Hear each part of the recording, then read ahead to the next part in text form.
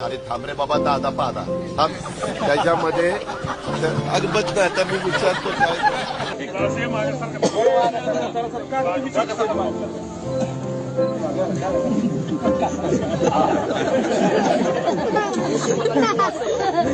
अभी शाम तक रुको, अभी कल शपथ ली है ना. उनका समझ में आएगा. मैं तो लेने वाला हूं.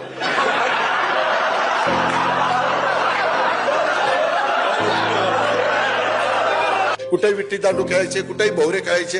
आताच्या पोरांना गोट्या माहित नाही. गोट्या माहिती असतील, दुसऱ्या असतील माहिती, परंतु खेळायचे गोट्या माहिती. दिवसा ज्यांच्या बरोबर असाल, रात्री पण त्यांच्याच बरोबर. म्हणजे त्याच्यामुळं अरे थांब रे थांब, एकच मामा आहे म्हणूनच आणलाय निवडून. जरा का बस, जरा मामीचं पण नाव घे. मामी नाराज होती. इतके चांगले व्यक्तिमत्व आहेत, मग त्यांना कधी राष्ट्रवादीत बोलावं असं नाही वाटलं तुम्हाला? नाही वाटलं, कारण ते राष्ट्रवादीत आल्यानंतर माझंच महत्व कमी झालं असतं ना. त्यांना राष्ट्रवादीत होते कसं आणायचं? अरे आम्ही काय तिथं गोट्या खेळायला आलो?